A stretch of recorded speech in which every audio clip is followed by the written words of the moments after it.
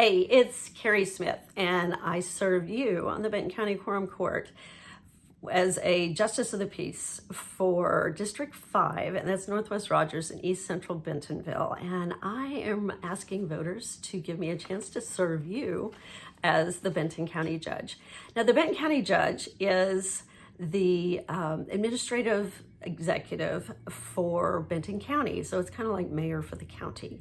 And they're responsible for the support departments that serve the various departments under the other elected officials, such as information technology, human resources, but they are also in charge of the team that provides your roads for the county outside the city limits, and then also facilities for the county. It's a pretty cool job. And the current county judge did not run for re-election, and so I stepped up and brought some initiatives that I have been thinking it through for about the last 3 years. I'm going to talk today about the first initiative, which I think is the most important and probably the biggest cost-saving one to Benton County, and that is our job training program. But the full text on the on Initiative 1 reads like this: create a long-range plan for jail expansion, reduce recidivism, develop an inmate job training program, provide tools for the Juvenile Detention Center to create lasting success, and support our court system with special emphasis on the drug, veterans, and mental health courts. Those are our specialty courts. Drug and veteran drug court has been around for a while under Judge Tom Smith. And then the mental health court is brand new. They got funding for it this year. And so they are working with, I believe, their first 20 clients through that. Very different. I kind of wondered how those would overlap. You think maybe they would. So anyway, we got a presentation, a meeting or two ago. And so we got a chance to hear an update. It's definitely a challenge for them and a learning experience, but I'm so thankful that they are attempting this. I think it's really important to all of our families that live here in Benton County, whether they directly experience the incarceration system or not. And so, because we just have a lot of challenges,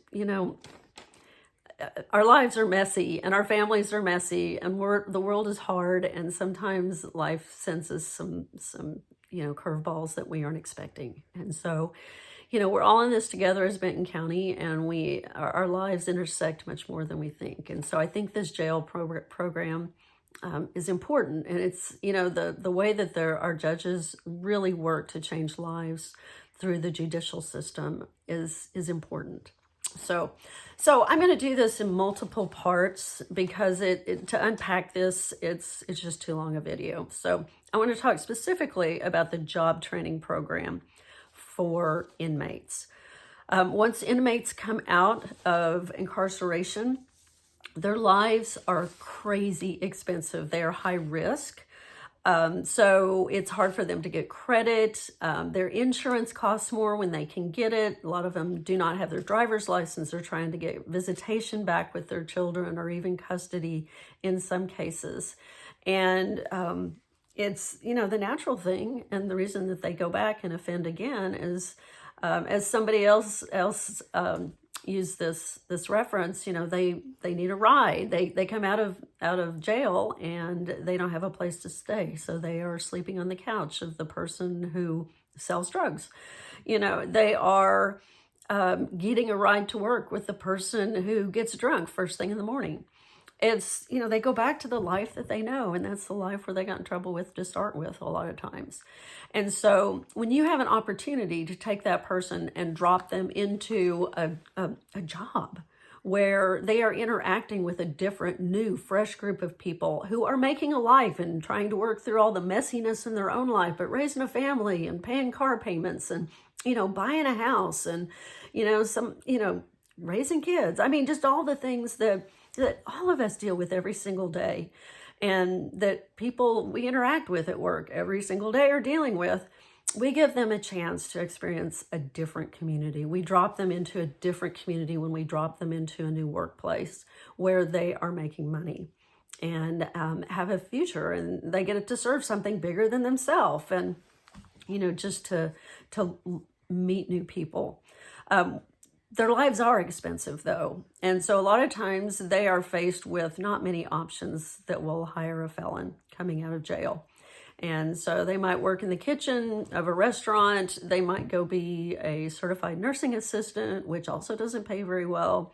And that's the extent of their choices. I mean, it's really terrible. And so we have all these employers out there who need skilled tradespeople in a variety of different kinds of fields.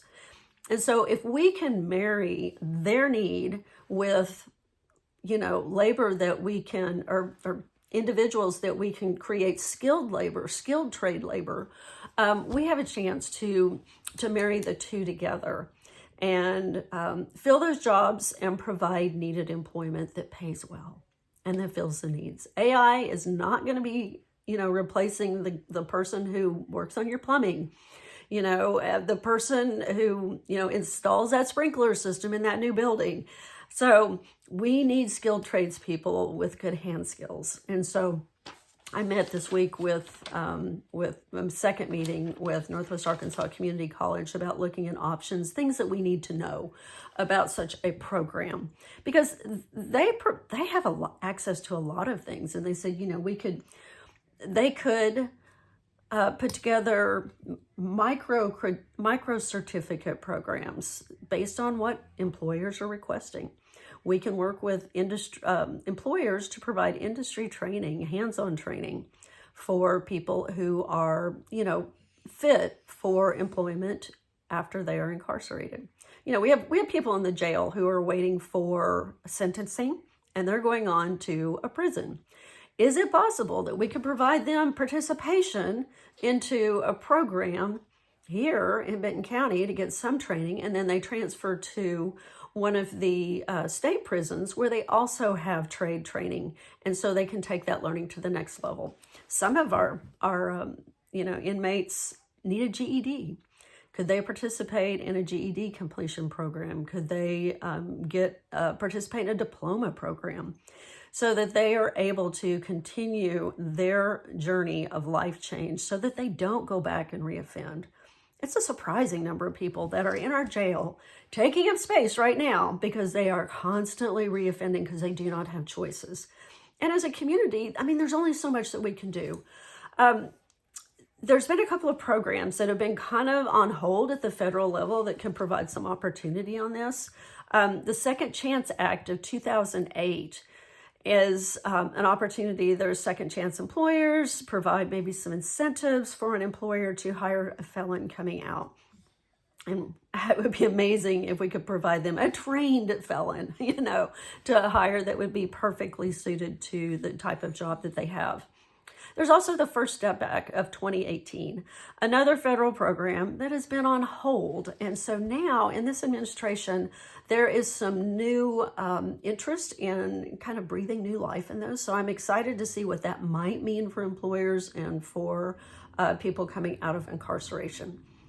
Our jail chaplain asks me from time to time, hey, where are these people going to work? And I don't have a lot of answers. We don't even have a really decent list of second chance employers here in Northwest Arkansas. So there's some great programs, especially for those who are dealing with substance abuse issues that they are trying to overcome and put behind them. And so we have great programs, but they need jobs, right? So, and these jobs could actually be in terms of early release with an ankle monitor, for instance, and they might have an attendance criteria or some other criteria. So anyway, there's just a lot of opportunities. In addition, we can provide mentoring, life skills, soft skills, in addition to the trade skills. So that is a big piece of Initiative 1. And so I'm going to do another video where I talk about how we fund that, because what I am suggesting for those that should I get elected as your next county judge, funding doesn't have to be taxpayer money. Now, obviously, transportation, things like that would be provided by somebody who is on staff with the Benton County Jail. But there's a lot of funding that we could address without ever having to spend taxpayer money on this.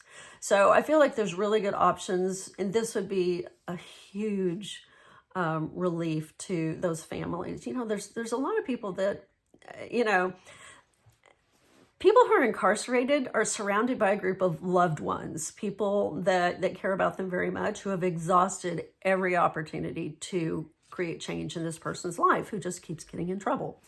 And so you can't change everybody, but gosh, we've got people out there that maybe grew up in really tough family situations, didn't get the start in life that they needed. And so for us to be able to provide some wraparound support to those people that we can create change with. And I know lots of people who have come out of incarceration and are living successful lives. I know it's possible, and it could be possible with many more. So if I said anything that you resonated with, I want you to remember to go to my website, carrieworksforyou.com. And I've got all 11 initiatives out there. You have a chance to sign up for my email newsletter.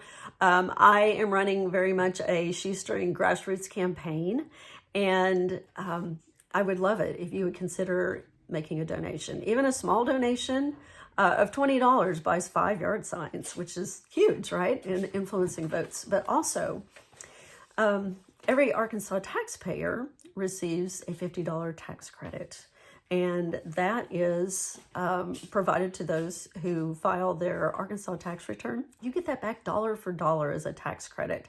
For a couple filing jointly, that is $100. I would appreciate it very much. You would consider donating that via a check or online donation to my campaign. So that's like almost free. It's almost free support that all you have to do is decide to write that check in advance. And then so you can make that donation for 2025 through April 15th of next year. And so you can do it then. And then I have a March primary, so definitely I'll need money then too. So I'm up against a candidate that has a huge amount of money in the bank. So I hope that this initiative especially resonates with you, because it's really a chance for us to change lives.